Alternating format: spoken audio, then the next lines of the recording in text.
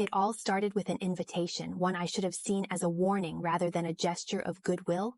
My in-laws, the kind of people who measure worth in designer labels and last names, had decided to extend their generosity and grace me with a seat at their perfect upper-crust dinner table.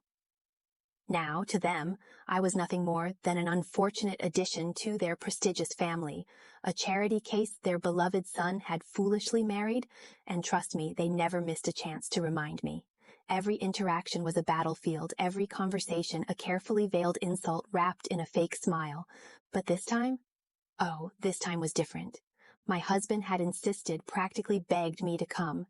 They're really trying this time, he said. They want to make things right. Right, because nothing screams sincerity like a last-minute invitation to a five-star restaurant where the wine costs more than my monthly rent used to. But fine. I played along. I slipped into my best dress, plastered on my most polite smile, and prepared for what I already knew was coming, a night filled with backhanded compliments and condescending glances. The moment I stepped into the restaurant, I felt it, that shift in the air, the way their eyes flickered over me like they were scanning a price tag. My mother-in-law's lips curled into a barely there smirk. "Oh, sweetheart, you made it. I wasn't sure if you'd be comfortable in a place like this." Translation, shouldn't you be at a buffet with a coupon? My father-in-law barely looked up from his menu. My sister-in-law, the self-appointed queen of the evening, tilted her head. That dress is cute. Is it new?" A question so innocent yet laced with poison. I knew the game. They wanted me to fumble, to shrink, to let their little digs sink in. But not tonight. I slid into my chair, keeping my expression cool, calm, unbothered. "Oh, this old thing?" I said, flashing a knowing smile. "I just grabbed whatever was lying around, didn't think the dress code was so strict." A subtle jab, but I saw the flicker of irritation in her eyes. Good. Let the games begin. And so the dinner started, the wine poured, the laughter, mostly theirs, filled the air. Every bite of food was seasoned with their thinly veiled insults. I let them have their fun, their little moments of superiority, because they had no idea, no clue what was coming next. And neither did I, not until my phone buzzed and I saw my father's name flashing on the screen. I almost ignored the call. Almost, because let's be honest, answering your phone in the middle of a fancy dinner with the in-laws, that's practically social suicide in their world. But something in me, call it instinct, call it fate, made me pick up.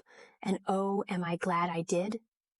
The moment I answered, my father's voice came through, calm but firm. "Sweetheart, are you with them right now?" He didn't even have to specify who. I knew exactly who he meant. I stole a glance at my in-laws, still busy pretending I barely existed, clinking their overpriced wine glasses and trading whispers like high school mean girls. "Yeah, Dad," I said, lowering my voice. "I'm at dinner. What's up?" That's when he said it, the words that would change everything. "I think it's time they find out who you really are." Now, let me back up for a second, because up until this point, my in-laws had one very specific narrative about me, that I was nobody, that I had married into their family from some lesser world, some lower class, and that I should be forever grateful for the privilege of sitting at their table. And the best part? I let them believe it. I never corrected them, never argued, never tried to prove myself, because why should I? Their arrogance was my entertainment, but my father, he had a different opinion. He had watched for too long, waited for too long, and now he had decided the show was over. I leaned back in my chair, eyes flickering over the people who had spent years making me feel small. "What do you mean, Dad?" I asked, already knowing exactly what he meant. There was a brief pause, then he chuckled, low and knowing. "Put me on speaker." Now, imagine this, a grand candlelit restaurant, my in-laws sipping on vintage wine that probably cost more than my first car, all of them completely unaware that in the next 30 seconds, their entire perception of me, of their son's poor, unworthy wife, was about to shatter. I set my phone down in the middle of the table. "Dad wants to say something," I said, my voice light, almost playful. My mother-in-law gave me a look, one perfectly sculpted eyebrow arching. "Oh? And what could possibly be so important?" I smiled. "Oh, lady, you have no idea." And then my father's voice rang out, clear, authoritative, and laced with the kind of power that made the entire table freeze. "I assume you all know who I am, but just in case you don't, let me introduce myself properly. My name is Richard Carter, And just like that, the entire table went silent. Utensils stopped clinking. My mother-in-law's glass of wine hovered mid-air, her perfectly manicured fingers trembling just slightly.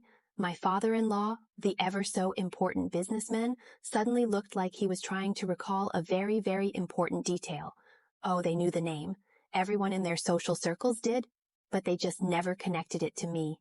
I understand, my father continued, his voice smooth, confident, and dripping with just the right amount of amusement, that you've been under the impression that my daughter, my only daughter, married into your family for some kind of financial security, that she needed to be taken care of, that she's beneath you. My mother-in-law finally found her voice, but it came out a little weaker than usual. Richard Carter, the Richard Carter of Carter Enterprises. Ah, so you do know who I am? My father replied, chuckling. Well then, let's clear up a little misunderstanding, shall we? I glanced at my husband. His face had gone pale. I almost felt bad for him. Almost.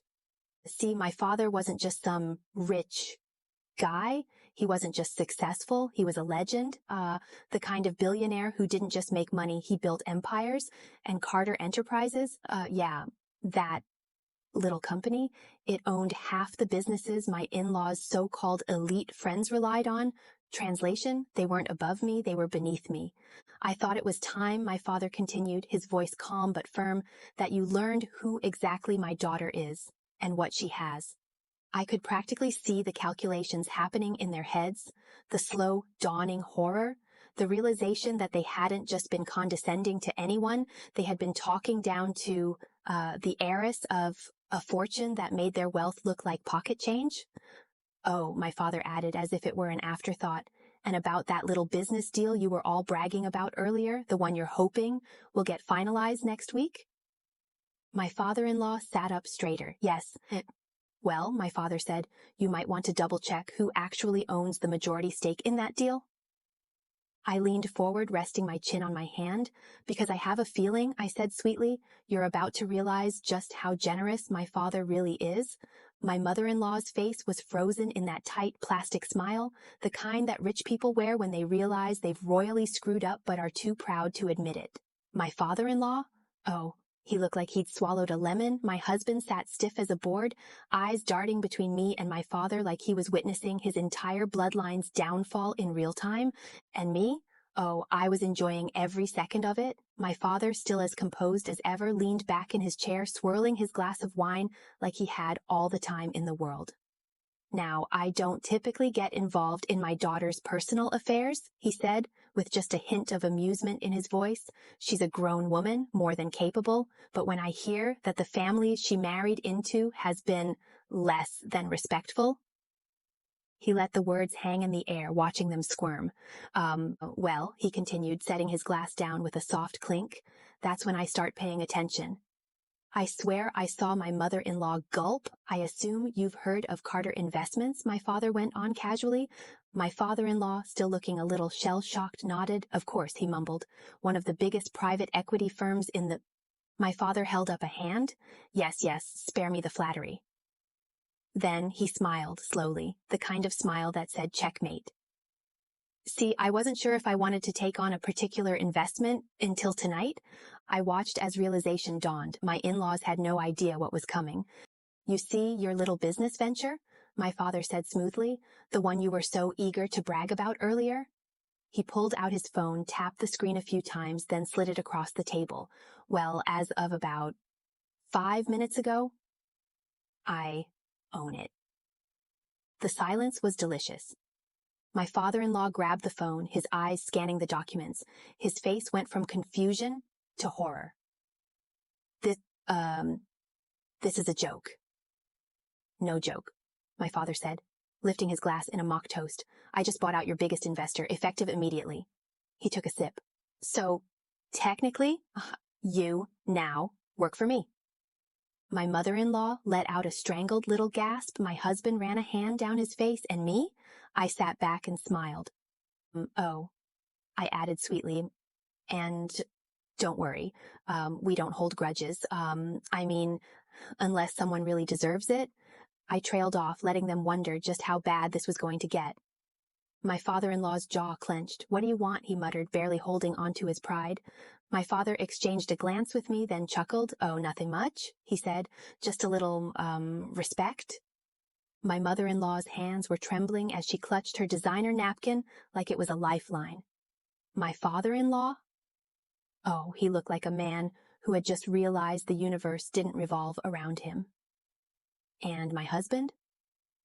Well, he was too busy trying to make himself invisible, probably praying that somehow, some way, this entire disaster would just evaporate.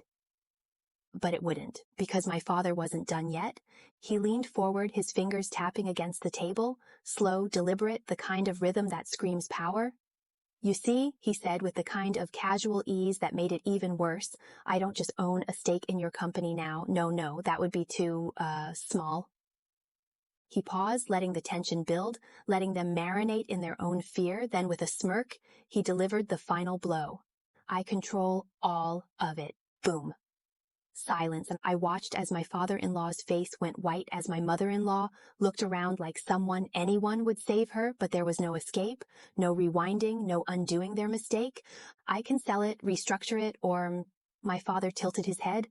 "Dismantle it piece by piece." My father-in-law slammed his fist on the table. "You can't just waltz in and take everything we've built." My father arched an eyebrow. "Can't I?" He leaned back, arms crossed. "Because last time I checked, the moment you start treating my daughter like she's beneath you, you lose the privilege of standing above anyone." I bit back a grin. My father had always been a man of few words. But when he spoke, oh, people listened. But we can negotiate," my mother-in-law stammered, her voice barely above a whisper.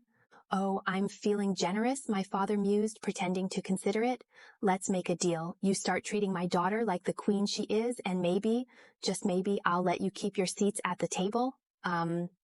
They had no choice. Defeat was written all over their faces. My mother-in-law forced a smile.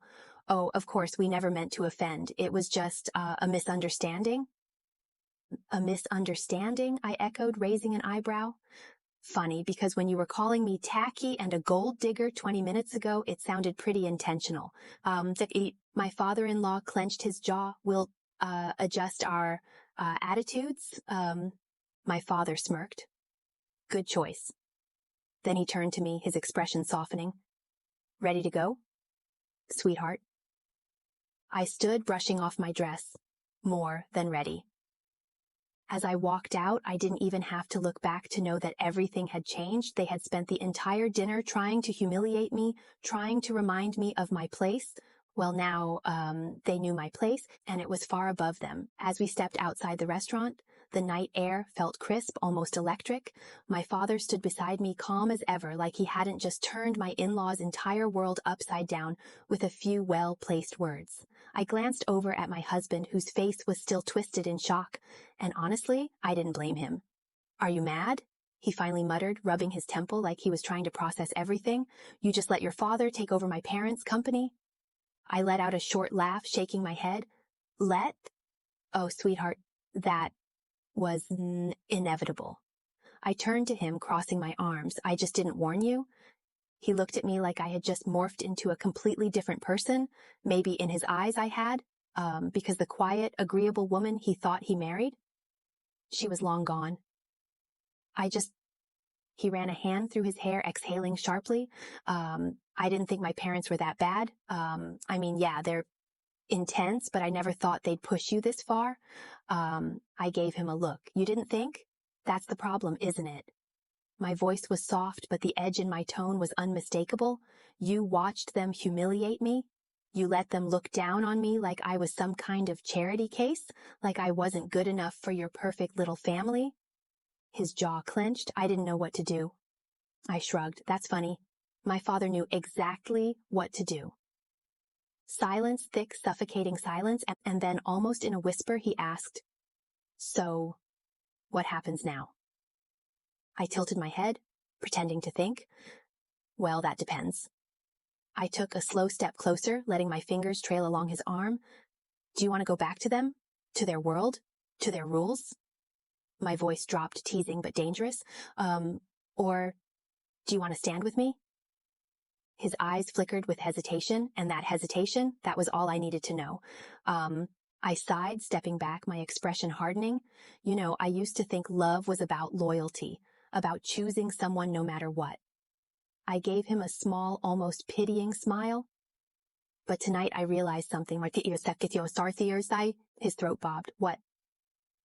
Love isn't just about choosing someone.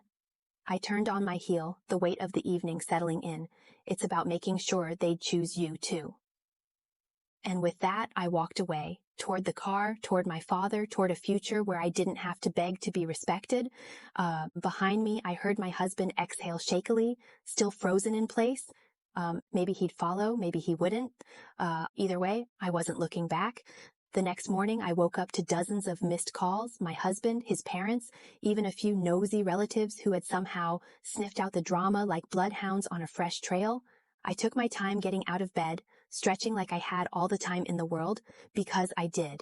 For the first time in years, I wasn't bound by their expectations, their manipulations, their arrogance. I was free, and by the time I checked my messages, the desperation had set in.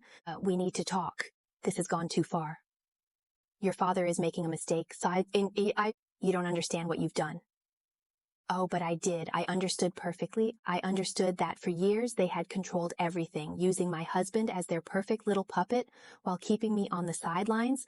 I understood that they saw me as an accessory, a decoration, something to be tolerated but never respected. I understood that for the first time in their lives, they were the ones scrambling, begging for mercy.